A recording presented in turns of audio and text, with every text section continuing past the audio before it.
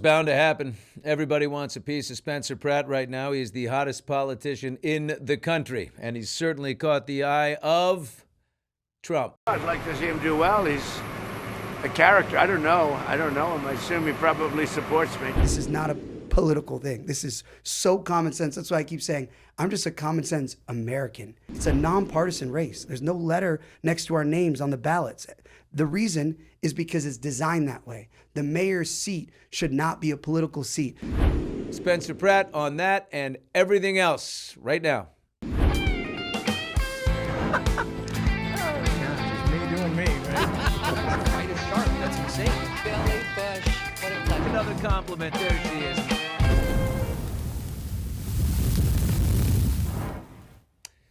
And welcome to Hot Mics. Thanks for listening on Facebook and YouTube and TuneIn and wherever you get your podcasts. Hit like, subscribe, everything. Hit it all. Whatever you can find, hit it. Spencer Pratt is here. He's running for mayor of Los Angeles, and on June 2nd, he's got a big primary vote. If he gets more than 50% of the vote, he is Los Angeles' new mayor. If he comes in second place and the winner is short of 50%, then it's a Pratt summer for sure as he heads to a November 3rd runoff. He's resonating. He says he represents angry Angelenos. As we sit here, I'm a guy that arrived to the studio and a tire on my car blew. It's the fourth tire since November. At this point, I am laughing. The Sandy fire is raging as we speak in Simi Valley. It's 1,700 acres with 15% containment. More than 40,000 people still evacuated. As of our discussion, it may change in 24 hours. Anyway, Spencer, I've known you a long time. I'd like to say welcome. And with what I've said, is there any PTSD that pops up when we're talking about another fire that's raging right now? It's the whole basis for your campaign. Well, thankfully, they have water for that fire, and they also have a lot of great brush clearance and fire breaks, and that's why they've been so good at stopping it from burning every house down there. So it gives me hope in my plan as mayor to actually make sure there's water around communities and that we clear the dead fuel and that it works, even with wind. It's amazing that we haven't made that the priority of just living here. We live in a tinderbox, and that's part of it. The idea that a tractor, right now, the wisdom is that a tractor may have hit a rock and fired a spark that started a brush fire, and then we get what we get. It's got to be the top priority of living in Los Angeles is preparedness, readiness for fire. Yeah, my message is public safety. So if it's not fire, it's also not getting stabbed or macheted or home invasions. Right now, LA is just not safe. And that's back to what you said about angry Angelenos. They're angry because they don't feel safe. Their tax money is just being wasted through corruption and to increase drug addicts on our sidewalks. So they all connect. So public safety is a main factor in my whole success as mayor. After 8 years of mayor, I will have made LA the safest city in the United States of America. That's my goal. With that, there's so much opportunity. Hollywood will come back. Restaurants will stay open. Small businesses will have a chance. Hotels will come back. Tourism, everything predicates off of safety. If you don't have a safe, functioning city, nobody can live in it. And that's what's happening right now. That's why I'm resonating. That's why I'll probably win on June 2nd. I don't think this goes to November. People are that fed up. It's not political parties.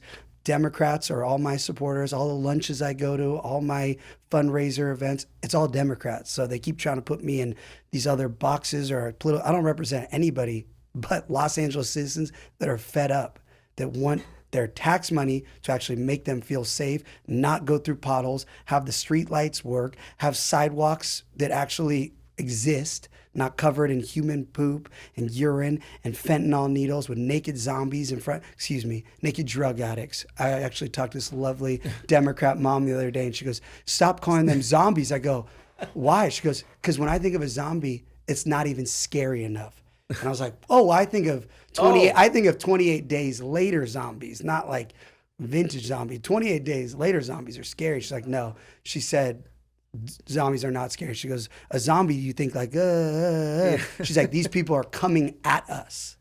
And I said, there's a couple different zombie movies, so I got to just crazy drug addicts. Look, you've got a real movement going on here, and everybody wants a part of it. You know, it's national news. It's, you know, my brother's running for governor of Maine right now, and he's in a primary battle.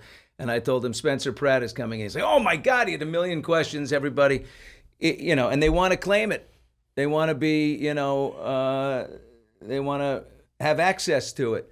How do you describe the movement that you have built here? And I will say that Trump has come out and he, you know, he wants to say that it's a derivative of him. How do you describe this movement that you have built? Why? How? Yeah, my movement is based off of the failure of my city leaders and my state governor, my personal experience. This started just because they failed us in my community, let us all burn down, let 12 people burn alive. I started this fight just to expose corruption. And once I did expose corruption, I saw that it's business as usual. This mayor is just going to get reelected. That's why I ran to be mayor, just to stop the corruption that caused 12 people to burn alive in my neighborhood. So this is just a local community advocate that my message is obviously going across the whole world. I have people in Australia and Dubai, everyone, France messaging me because what I say is nothing to do with politicians on either side. It's such common sense. It's humanity. I'm the person saying, we're not going to let 7 people die on the street every day and give them needles with our tax money, give them tourniquets, give them alcohol wipes. I will not allow that as mayor. I'm going to get these people mandatory treatment, not empty beds, treatment, not jail. If you're a criminal, you go to jail. If you're abusing animals, if you're naked doing things in front of kids at parks or school, you're going to jail. But if you're just a poor soul that's addicted to super pure meth or fentanyl, you need to get medical treatment to get off of that, not an empty bed and needles. This is a, you know, there are other cities facing this, but this is local stuff. When people ask me, you know, if it's similar to any other movement, I say Spencer Pratt is not a national movement. He's not part of a national movement. He is very localized, and this is Los Angeles specific. He's from here. This is his city. He's watched it dilapidate in front of him. When he says he represents angry Angelenos, it's almost apolitical. I'm not political. I never wanted to be a politician. I actually hate politicians. Politicians are the reason my house burned down, my parents' house burned down. That is why I have to run to stop politicians that are part of a bureaucratic machine. I am a citizen, period. And I represent all the citizens across Los Angeles that are fed up. And it's not any party. We all are mad. Every side, like I keep saying, I have everyone supporting me except for the socialists and the communists. But Democrats, Republicans, independents, anybody, libertarian, anybody that just wants the money they pay to make it where they feel safe. The fire department can come if their house is on fire. Or if your grandma has a heart attack and falls down somebody comes. Versus right now, all of our resources in the city are being abused by drug addicts. All the calls, every fire station I meet with, all the law enforcement, everything is going to 70,000 plus drug addicts that we fund to live on our sidewalks and in our parks and in front of our schools. This is not a political thing. This is so common sense. That's why I keep saying I'm just a common sense American. I pay my taxes. I expect the results that anybody that's a taxpayer wants. It's nothing that I do is political because it's local issues. Your water and power, your police, your fire department, your potholes, your sidewalks, your street lights. That has nothing to do with the national politics or who's in the White House or what party. It's nothing. Everything I'm saying, that's why my race, I keep telling people, it's a nonpartisan race. There's no letter next to our names on the ballots. The reason is because it's designed that way. The mayor's seat should not be a political seat. These current mayors that we've had have actually destroyed the idea of the mayor. They've made it a political position, and they talk about other states and they talk about national politics. All they're supposed to be talking about is the city and making sure the city's functioning and safe. Yeah, everybody should give up the D or the R if you're representing AA, Angry Angelinos. That's it. There's no letters next to my name or Mayor Bass's name on the ballot for a reason. It's how it was designed. If they wanted it to be a party thing, it would be a party election. It's a nonpartisan race, period. Well said, understood. Before we talk about some of the issues in front of us, and we already have, how are you doing, personally? Just how you holding up? What do you like? What do you read it? Do you meditate? You're not a stranger to, media glare and all of this action that comes, but this is probably something you never imagined would be happening in your life. Or maybe you did when you went to USC and got that poli-sci degree, but not to this level, I assume. How are you handling all the energy? There's got to be... The hardest part, obviously, besides not being with my family, is seeing the lies and the negativity and the hate against me for the message and what I'm trying to do.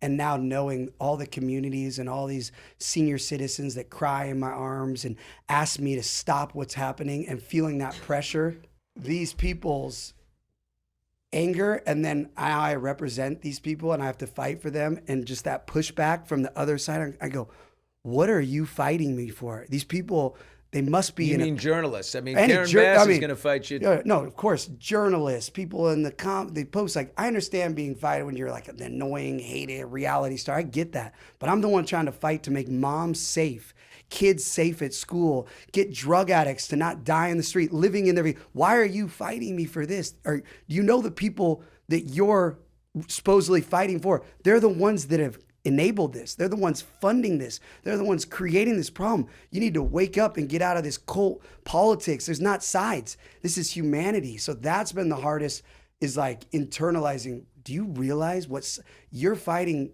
against the side of good? All my message, I just want to save people's lives, save animals' lives, get LA to be the #1 city it should be. The people you're fighting for have already failed you. They've had 10 years in power between the councilwoman and the mayor. It's 10 years of being in. Look what they've done. I wonder why they don't fix it. Is it because they're benefiting financially? Is it the corruption and the fraud and the money they're pocketing themselves? Is it that bad? Like, you look at your competition is Karen Bass, obviously incumbent mayor. Nithya Raman is a councilwoman here in Los Angeles, in the Valley, Sherman Oaks, and other areas, but she's like a Democrat socialist. Nithya Raman endorsed Karen Bass. The next day announced that she was going to run herself. Very clearly, it looks like collusion to unload you.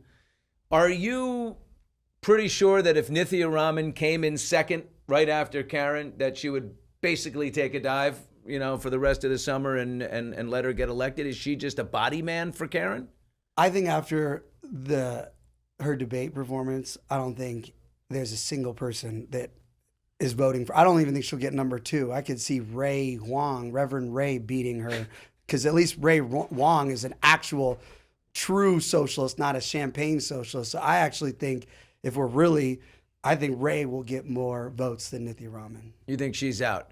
I think she doesn't even exist. I mean, I don't like these betting apps, because I don't think moms bet. They're busy, trying to keep their kids alive. So I don't think they bet, and would be all my bets is moms. But on the betting apps, she crashed from high to 9%. She just all the way down. So those people lost a lot of money. It was not a smart bet. I could have warned them. If it's a Pratt summer, I think you're not going to sleep at all, my friend.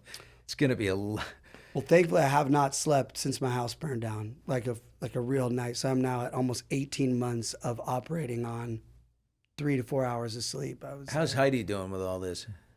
Heidi is way tougher than me. She's built She's psyched about all this? First lady of LA? She's so locked in on just making sure our sons, our one son the other night, our 3-year-old, every night she heard him whispering, And she's like, what is he saying? Like, she always thought he was like saying prayers or something. She goes, what are you saying? Like, she gets closer and he's chanting before he goes to bed, my house burned down, my house burned down, the houses will burn down. Like, that trauma is so dark that she has so much to do just as like a mom trying to help. You know, people don't connect. These kids fled a burning down city. Their schools were burning, the sidewalks, they're banning, like, everybody else has moved on and they go, oh, who cares about the Palisades? But the people who actually lost everything, it's still fresh. So Heidi's just fighting as a mom every day. She's also the breadwinner now of the family because I'm in public service. Thank God for people supporting her music. She, you know, pays for the food for the kids. In COVID, you said, hey guys, I'm not looking for, just send me a check. But, if you revisit Heidi's album from 15 years ago, didn't you? I mean, not COVID, during the after the house. Oh, after the house. Yeah. Driving people to buy it, and it went to #1. It went viral. Like, Heidi was just exploded the album. So thank God. Your understanding of social media is would you say the greatest weapon you have? Because Karen Bass, I think, I've actually equated this before. My cousin Jeb Bush ran against Trump in 2016, didn't know how to handle him. He was just like, oh my God, I just don't know how to handle him. But I sort of see Bass like she's desperate for Nithya Raman because you have an understanding of social media. You know how to connect with people. The AI videos that roll out, there's like a new one every day. I cannot keep up with the story of Spencer Pratt. Would you say that's your greatest weapon? I think, again, my success also when I was doing reality TV, and now how the only connection to that is it feels authentic. It feels like the truth. These people are just liars. So even if I'm playing it up on a TV show, it feels real because there's some real energy to it. These people feel like lying politicians, and it's flat and it's word salads and mumbling, and they don't answer questions, and they're not. So I think you could be the greatest person on the world with your iPhone, but if you're not telling the truth, it's not going anywhere. Any of my videos do well because I'm speaking the truth. And that's back to what we're saying, the angry Angelino or my success as a common sense American. It's the truth. It's from my heart. I tell people how I feel. I tell them what I see. I tell them what they're feeling because I feel it. I tell them what they're seeing because I see it. And that is, that's the power, is being truthful, because it cuts through all these lies, and everyone knows we've been being lied to by these politicians for years now. We're living in their lies. You can just keep, like, oh, we need more beds. That's how, it's so. Well, the biggest one, I think the bloated Karen Bass bureaucracy, for those who don't live in LA and maybe don't know the story, and some even here don't, federal prosecutors are investigating fraud and corruption around the billions of dollars earmarked to fight homelessness in Los Angeles. It's big.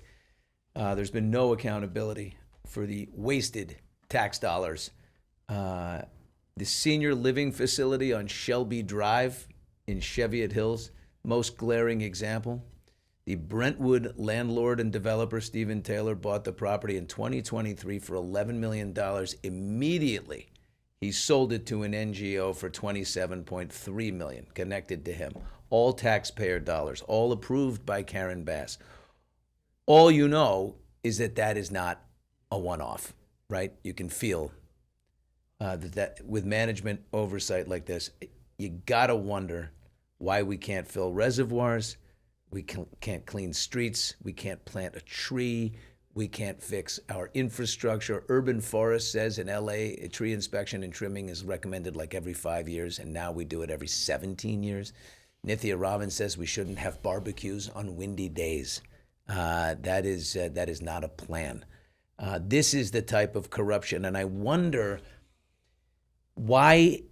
Two things. Why has this been allowed to persist? And two, have you been able to capture rage in a way that no one else has before? There's always been people pissed off about living in LA, but you seem to have been able to build a movement and a momentum around it that's never been seen before. Yes, everyone is very angry because it's so expensive in LA, the cost of living, and then what are we living in? I had this lovely senior citizen lady come up to me and she said, Spencer, I'm paying for 5-star service in Los Angeles and I don't get 1 star. And it was a great, and it's just this lovely old lady, and it's how everyone feels. Everything costs so much, and we live in a sewer right now. We have actual people living in the sewers, climbing out of the sewers. Their own kids are saying, please help my mom. She's having a medical psychosis episode, and she just runs off. It's on live news. They got it, and we don't even help that lady get to the medical treatment. Her own kids are saying, get our mom out of the sewer.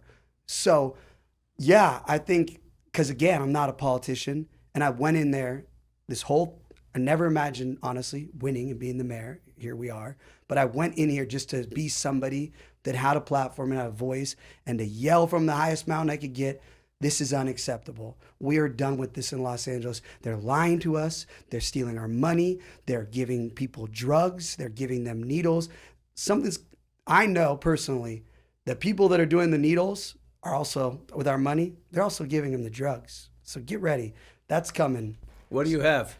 It'll come. But let me just tell you, my hunch that the city, who we pay for all these needles, these people are also... You think it's NGO related? No, they're giving them the drugs too. So not only are we paying for the needles, the people that give them the needles are also giving them drugs. Do you have a research study going on this right now? Just stay tuned. It's breaking news.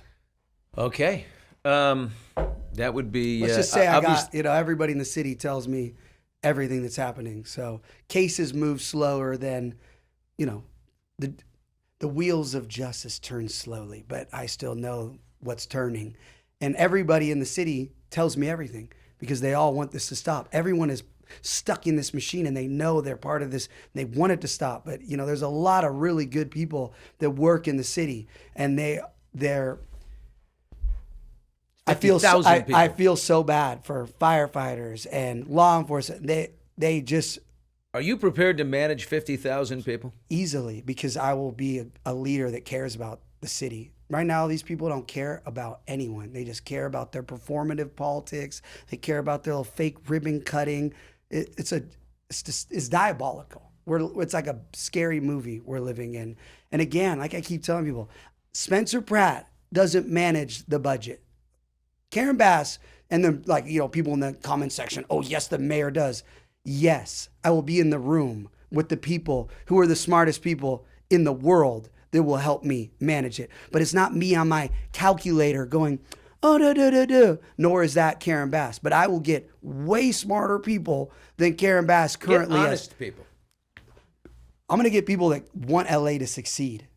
That's what we don't have. Harvey Levin the other day said that he was speaking to you and you had mentioned a couple people that you would bring into the administration and who would be actively involved and help get this thing going. I assume they are Angelenos because, it's going to be personal to them too.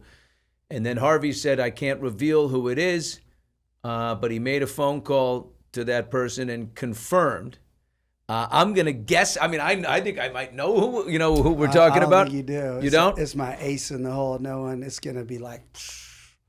I'm going to guess Rick Caruso. It's not Rick Caruso. It's not Rick somebody Caruso. Who's got way more experience. Can you tell me who it is now? Or No. I can tell you off record. This is during Pratt summer, but you'll tell me off record and I'll keep it. Okay. Yeah. But that's what... Okay. That was Harvey's concern. When he talked to this person, he was like, yeah. oh, Spencer, or is it real? Yeah. Spencer. Well, Harvey says it's real, and I know it is, Yeah, listening to him. So but this deputy mayor executes everything that I'm saying and makes it 100% happen.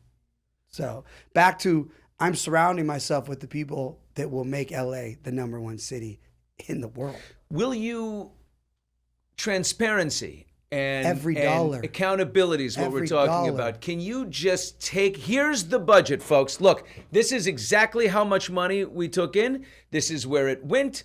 This is what we did. Here we go. If you want to take a look, here's a big website and hop in there and see what we did. Even easier, because a big website for $15 billion to find all that money would take a lot of time. We need to make it where my 8-year-old son has an option to click if you're in elementary school, and it breaks it down so easy. We need to know where every dollar goes, and if something is failing, where we stop it and how fast. The whole entire budget needs to be audited. Every dollar needs to be exposed, transparency, dashboard.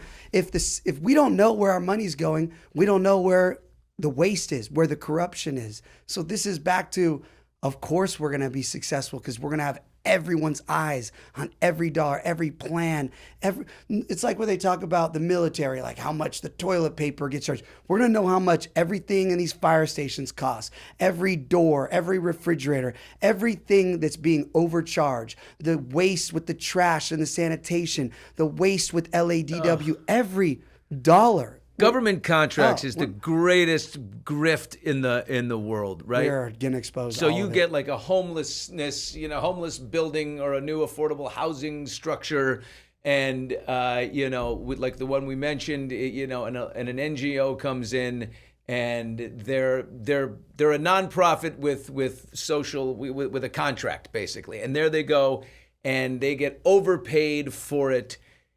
What's the deal? So then with all that profit there, they kick back a little to the donations, to the candidates, is it that simple? 100%, but we can't even use the word nonprofit. I like to say NGO because it doesn't have the word profit in it, because these people all make profit. They get tax incentives to get the real estate. We pay for it. Then they even own the property. So let's say in 10 years, whenever the deal runs up, they could turn that into whatever they want. It could be $1 million condos so we pay for that. Your example, that's just one of hundreds.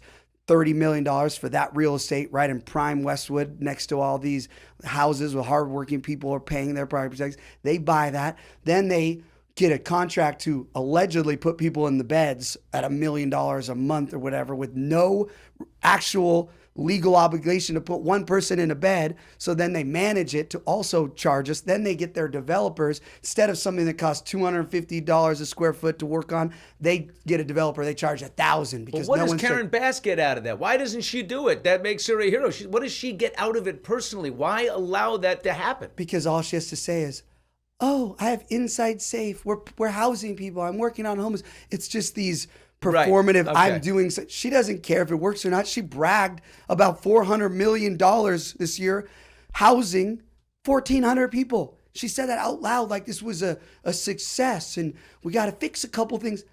$400 million for 1,400 people? You're fired, lady. You're done. That's a bad number. You're done. The margins are terrible. You're done, lady. More with Spencer Pratt here in a second, but first, today's sponsor, PrizePicks, our favorite place to win money while watching our favorite teams. The app's quick and easy. All you got to do is pick more or less on a few players' stats. You can win up to 2,000 times your cashish in a single lineup. Right now, PrizePicks will give you $50 when you play your first $5 lineup. Use promo code HOTMics and download the app. There we go. Donovan Mitchell. Let's take a look at it. Show it to me. Oh, here we go. He's got a big game tonight. Let's see. It's Cleveland and New York. Donovan Mitchell, more or less than 26.5 points. I'm going to say less, Donovan. You're in Madison Square Garden. You didn't end well. The momentum is not with you. Jalen Brunson, more or less than 2.5, 3 points made. Definitely going to have at least 3. We'll go Jalen. That's more. And Brunson, definitely more than 4.5 assists. Okay. The amount of text, you done? Sorry. Yeah, I see. Yeah. The amount of text Use people. the promo code HOTMics. Anyway. Oh, promo code HOTMics. I love it. No, these You done? people text me all day long, different AI videos, and they're like, I don't like this and this. I've never made one AI video. This is the one thing. These are all just Curran, no. right, this guy? There's 100 people. They're all grass. That's one, but they're all. So I don't make any of them. You laugh along with them like we do, right? Not even all of them. I haven't even seen all of them. Some. You can't keep up. So then people are like, this isn't good. Da, da, da. I'm like, oh, there's Saca la Basura is one of the greats. No, but my point is, people think that anything people put out there is if it doesn't say this is Mayor Pratt legal campaign thing, it's not from mine. We've only shot actual with a direct. But you have to love it. I do, but there's also the other side. There's people don't like. Oh, if Gavin Newsom says something about this, then like, oh, Spencer, why would you have Newsom say? I didn't write the script. I didn't make this. I don't control these AI is people. doing all of this. Yeah, so it's like this frustrating thing. I got 40 new texts about 3 different new AIs that drop. I'm like, I don't have anything to do with any of these. if it's good, so basically, if it's really good and makes an amazingly searing point, you know, I'm laughing along with you and I'm with you. But if it's, remember, I don't make them, I don't do anything. Karen doesn't have any of these. You know, at the end of the day, I appreciate anyone trying to make things that get me elected, and period. But Yeah. I also cannot deal with the blowback if somebody doesn't like something I have nothing to do with. It's like, hello. But wait a minute. It definitely sounds like that's your voice on the Fresh Prince of Bel-Air. Well, that's my ad. That's your ad. So anything that's Can we not roll a little of that? anything that's not, I've never done an AI thing. Can we roll a little? This is anything with amazing. I have a director and we film these. Look at your moves, dude. I had to take a minute to run for mayor. I'll tell you how I became the prince of a town called Bel-Air.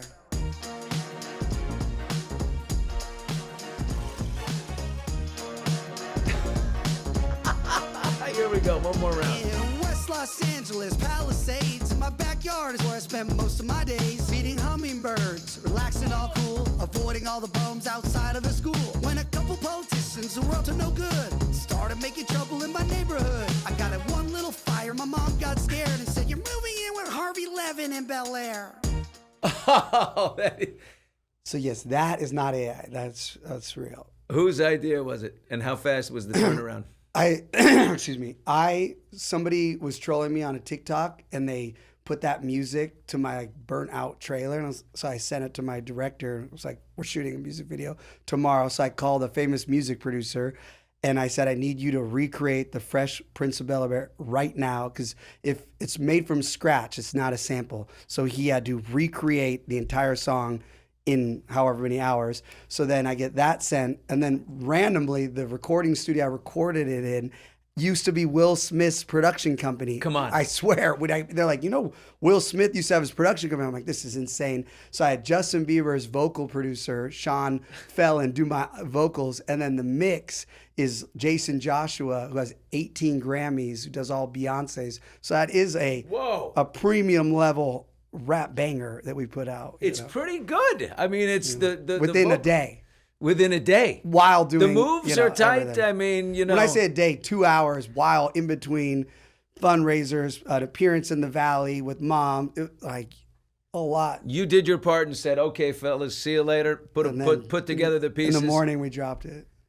It's really good. Yeah, it's one of my favorite things ever. I mean, not many white guys in a suit can pull that off to that degree. Tell that to Chelsea Handler. That was I was just thinking about, you have a lot of you had a fundraiser at David Foster's the other night. My girlfriend Allie was there. She and I are doing a luncheon. She's co-hosting a luncheon in Beverly Hills today. It's on.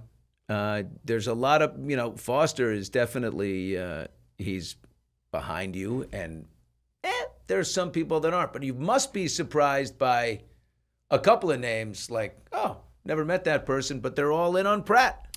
The most excited I've been, where I was like, oh wow, was Leonardo DiCaprio and Jamie Foxx. They with witnesses. Their teams can say it didn't happen, but there are a lot of witnesses, and that felt great. And their whole thing to me is, we need you to make the streets safer again. Yeah, that was it. So that's why I keep telling people, this is not political. Everyone wants. You're free to come in because it's not a political party. That's right. So I was like, okay, guys, boom, boom, boom, fist pumps. But Chelsea Handler, she's not a fan. Said we should have learned by now that putting a straight white male in office is a problem. How dumb is that? If someone said the same thing about a woman or a gay person or a person of color, it would be widely condemned. Like, we don't need another straight guy? Like, who are you connecting with on that? This unbelievable. Also, I am married to one of a global pop gay icon. So, I'm pretty, the gays are with me. I have the entire gay vote, period. So I think she missed her, everyone's missing who's voting for me. The only people that aren't are the socialists, the lunatics, and the communists. But any normal functioning brain that doesn't want to step in human poop when they get their matcha is voting for me, which is a lot of people. It's a lot of people. You It's like said a, you know. you said most of you probably never heard of Chelsea Handler, so here's an introduction, and then you throw to the Gillis video, which is worth a peek right now. It's very funny. Chelsea Handler went to dinner at Jeffrey Epstein's house in 2010. It's just a fun one. You can look it up. There's articles. It wasn't like a big party. There was like 7 people there. And it was like Prince Andrew and Woody Allen were there. Anyway, ladies and gentlemen, Chelsea Handler. The best part is she like defended herself in the comment section I just saw about this. She slid in there. And she's not to me, to somebody. That was a great post I just saw. She was like, it was just at a dinner party at, whatever house, whatever. She's even saying it's true. And the date of it, he had already been prosecuted for his whatever with mine. It wasn't like you went knowing this was on Google. If you Google his name, he had already been. Oh, you should. Yeah, the whole world knew. Yeah, it was not like it was post. It was post him already catching the case. So, lady, again, I'm fine with not getting that vote. I don't think she's a mom with kids going to the park. I keep saying, you don't have a kid in LA right now. You may not be as concerned about your kids inhaling fentanyl smoke at the swing or stepping on a needle. I don't think she has a dog. Maybe she doesn't have a dog because these dogs are even ODing from smelling fentanyl at the parks, or licking it. It's insane. Here's what people forget. I get 1,000 videos a day all across Los Angeles. Most of them I can't post because it's naked drug addicts, and you can't blur it because they're running. You can't blur. I don't have the technology. Maybe they have an app I need to get because they move fast. Oh, I saw it, yeah. So people are having sex on the side, meth addicts having sex on the sides of the street where kids are going in the car so to gross. school. For instance, a legendary NBC executive who I didn't even think we were cool because we had a little, beef back in the day. He's now my biggest supporter because he said he was driving in Toluca Lake the other day and his kids saw 3 meth heads having sex on the sidewalk and he had to explain what was happening. And he called me up and he said, I am doing anything I possibly can to get you elected and to get this back to LA, not naked drug addicts having sex in front of kids. So who is this NBC executive? Because I want to know if I like him or not. His name's Paul. Paul Telegdi. Ah, he's a neighbor of mine too. Oh, so yeah, he's all in. Was Paul on a show you were on or something? No, he was the head of NBC. I remember, head of in NBC Entertainment. Yeah. Paul would stand right behind that. Oh, I know. He's in. He's out there. He's probably door knocking for me right now. His name is Paul, and you walked in. I know Paul and I have been on many. We've had know each other very, very well. Where do you need to focus your energy? Right. I mean, to me, if the west side of LA is a slam dunk, bye-bye. East side of LA, you got to get down in. I know you have, but where do you focus your energy this summer? What do you do? So here's what people forget.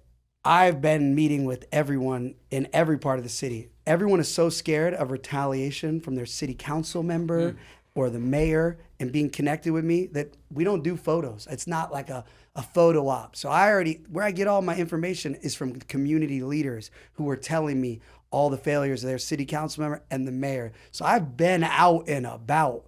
It's just not, people think, oh, he's a social media campaign. I've been in these streets. So I've already done that part. That's why I'm win June 2nd. I do not believe I go to November. I believe I'm winning in 13 days. So what people don't realize, the West Side, I got that, right, if you want to say. But moms on the rest of LA, everybody wants their kids to feel safe. My message of getting drug addicts off the sides of the streets and getting them help is going everywhere. So walk me through a drug addict's process. Let's say there's 2 people and they're doing crazy shit together on a sidewalk in the middle. They're contorted and teeth are gone and the whole thing. And Karen says, "Let's get them teeth." That was a riot. But what do we do? What's the next step? You pick them. Well, SB 43 is the state law. If it's clear, which if you're on super meth or fentanyl, you are no longer managing yourself. So we, as a society, they voted, amazing Democrat law, voted where you can take this person into mandatory medical treatment until they are in control of themselves. That could take 51 hours. It could take 72 hours. It could take 42 days. It could take up to a year. This is the law. I didn't make the law. It's not being enforced, but it exists. It's a brand new law. So it could take up to a year. It could take it, and we are going to get people the treatment they need. You cannot get off these drugs. Can our hospitals handle it? We will, with the federal government. If we're spent $400 million to house allegedly 1,400 people, I'm going to take that $400 million and make sure we have the facilities and the treatment to get people off of these drugs so they actually can get into a bed and actually want to sleep in it when we get it to them. The other thing, City Watch just came out with the numbers yesterday. 60% of these people are not even from the state of California. So once they get sober, they may want to go home to a cousin, a family member, a grandma, and we will have the money because it's actually cheaper to get them treatment in Oklahoma or wherever they're from than LA, where it's expensive for everyone. So not to mention that, the reason why they're here is because these NGOs, Medicaid, and these fraudulent rehabs flew them here because they're a product to these people. They have body brokers, and they want to make money off of their social security numbers through Medicaid. So once they tapped out and let these people do however much money they're going to just leave them on the street. So when I take these people and get them help and get them treatment, get them sober, they may say, "Thank you so much, Mayor Pratt. I want to go home. I don't know how I ended up here." And we will find them a relative or a friend, and we'll find them treatment and connections where they want to be, because they need anybody that knows drug addicts or people that have suffered with sobriety. You need people that care about you around you. You don't just need an empty bed. So once we get these people sober, we need to find resources that people that now who maybe have given up on them because, how many times somebody you care about, it's like they keep relapsing, that gets to a point where it's enough is enough. But hey, we help this person get on the right track. We need you to be involved and help and be a partner with us. And the amount of very successful people I've met with that will help fund real programs that's not stealing their money and just putting drug addicts on the street, people with really big hearts that care about LA, care about human beings.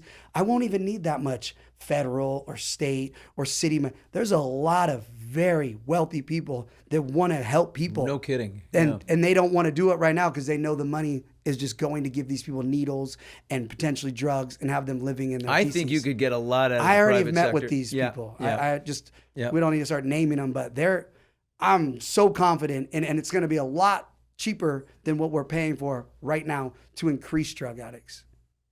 Yeah, I got a feeling you will be able to do that in a big way. It's just enough. I think about what you're doing here, buddy, and I say, I'm not surprised. I'm not, I've known you a very long time. I'm not surprised. You've got an incredible amount of energy and persuasive abilities and a personality that is sort of built for this. When you announced, I thought, pipe dream, not a chance. But watching you build it, I mean, the number one thing I get, two people, Tucker Carlson texted me this morning, and I told him I'm interviewing Pratt. He's coming in. And Tucker said, and we went to high school together. We go back to childhood. And he's like, can he win? And then Jonathan Karl from ABC News. And I said, can he win? I said, he absolutely can win. And I don't think they know what to do with him. And I think he's, that unicorn that had to come in to fix something so entrenched that it took a unicorn to do. And I don't know, do you have any kind of spiritual moment where you're like, this is my purpose, I was put here for this, for this reason, this is why my house burned down? I don't know. Any connection like that? So after you lose everything, and as much as people do not comprehend that, when everything you've ever worked for, even if it was from selling crystals or being hated on a reality show or whatever it was work to get anything that was in that house and put there for my family and their futures, and that was their inheritance. When you lose everything, when your parents lose everything at zero, and you look and you're like, why would God do this? Why would God do it? You start, for months and months, and then as I start fighting these people and I start exposing this stuff and I get to where I'm here now, I go, okay, I can connect with God on this. If you put me in the game to stop other people's houses from burning down, stop 7 people dying in the street, stop animals from being abused, get LA, God knows how many people are hurting that I could fight for these people. I start thinking, if you're going to burn somebody's house down and his mom's house and she's crying all day, you would burn my house down because I will, the funniest part right now, the ops, because I said, God forbid some reason I didn't win. I said, well, I couldn't come back to LA. And everyone's like, oh, he's giving up. No, I didn't say I was giving up. I will fight these people till I go to heaven. I just said I can't rebuild because first off, I can't rebuild right now because I have to win a lawsuit against the state who's negligent, the city, LADWP. So that's why I already am not rebuilding right now. But God forbid these other people stay in power. The Palisades will burn again. There will be no insurance to insure. So when you're like, oh, he said he can't come back to LA. No, it will be physically impossible. This is the writer who said you were going to go live in Santa Barbara, not come back. You said, I'm out of here. Because I wouldn't physically be able to build here. It wouldn't be possible. There's nobody's going to insure if these people stay in charge. You can't. Insurance is going to cost more in this area than it will be to build houses pretty soon. That once everybody's getting paid out, these insurance companies probably are going to go bankrupt. People aren't getting what's happening. You had to lose everything to be fully personally educated to understand how deeply this is. I mean, I think it happened for a purpose, sadly. And that's what I'm locked in on destiny mode now. So when people are like, you think you can win? I'm like, I didn't think my house would burn down. I didn't think my whole neighborhood burned down. I didn't think any of this was happening. So what's possible, when I started to run for mayor, it was just to get the truth out there. And then when you see this type of momentum, I'm like, oh, okay, this is only God. I have nearly the most powerful machines in the world trying to stop me. And everything they do just keeps on more momentum. Whatever they throw just turns into positive. Anything negative turns into, I'm like, okay, God, let's go. And then before the debate, I prayed all day long. Like I think it's the first time I got on my knees and prayed. And I actually don't know the last time I was on my knees and prayed. I said, God, if you want me to be the mayor and do everything that I want to do for the city, you have me destroy these lying demons on this debate. And I'll know, God, that's the plan. But if that doesn't happen and it, goes sideways, I'll know, okay, that wasn't my purpose. And I walked off that stage and this young little high schooler comes up to me. He goes, Mr. Pratt, thank you, sir, for being the only one on that stage that spoke the truth. I was like, let's go, God, let's go. I got chills right now. But that type of just the Holy Spirit. I'm like, okay.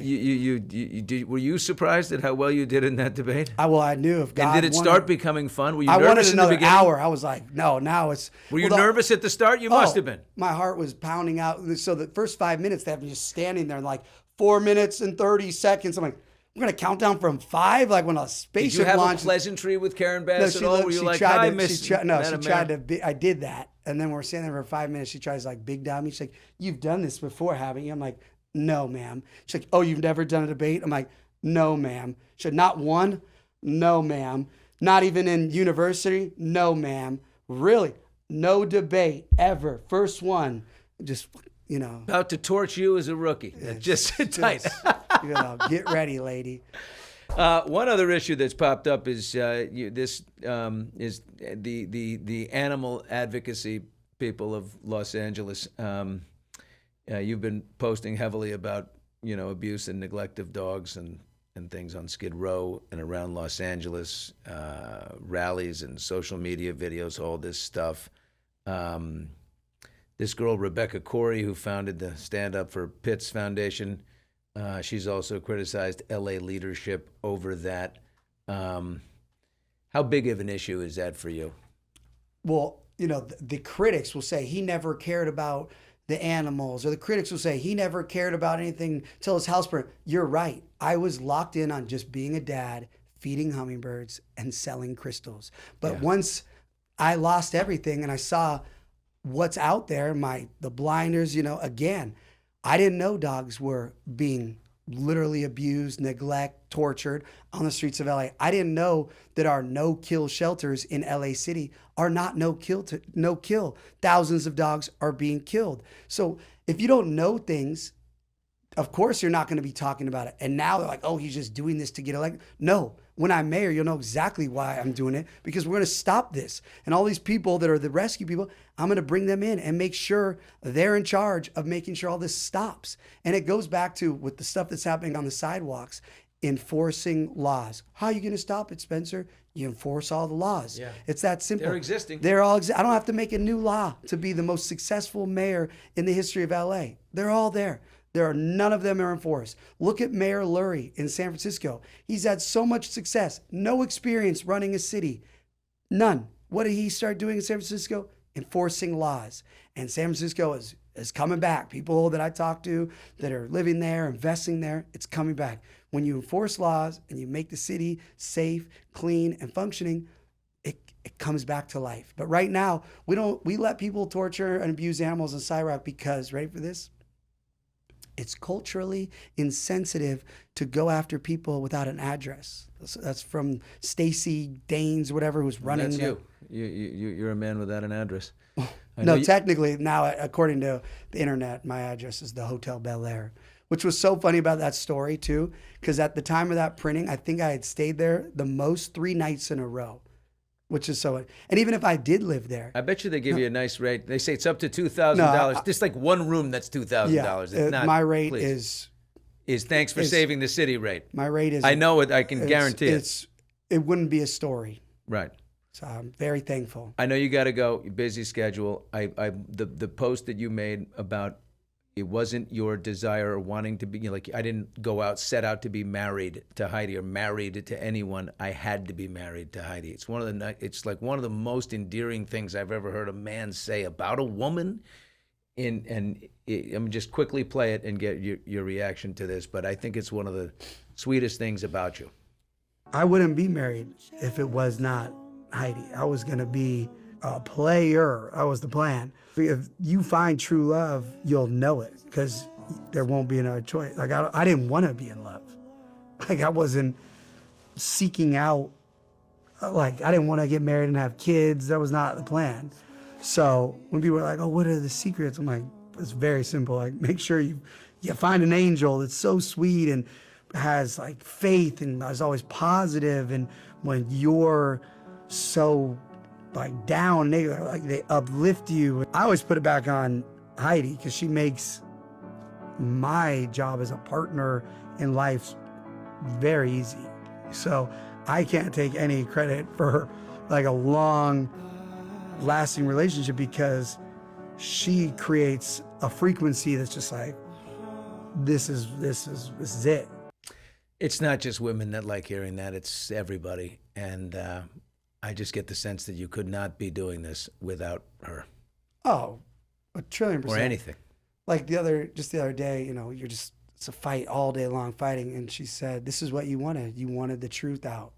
And that's just in my head now. She said like 2 days ago, because it's from 6 a.m. to 1 a.m. just nonstop. And it is a lot. And she's like, this was what you wanted, to get the truth out. And that's all I do now. So that's why I keep doing every meeting, because I have the platform to get the truth out. So many people, everywhere I go, they thank me.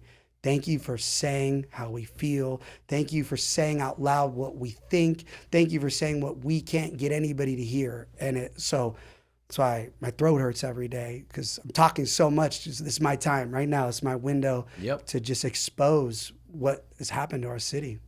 He's got to run, as you might imagine. Very busy guy, but it's real. It's resonating. It's happening. Spencer Pratt, I'm going to say it, the next mayor of Los Angeles. Thank you for being here, and go with God, my friend. Thanks, folks, for listening. Thanks. You can always listen on TuneIn, Facebook, YouTube. We out. Bye-bye. Just me doing me, right? Right is sharp. That's insane. Belly bush. What a Another compliment. There she is.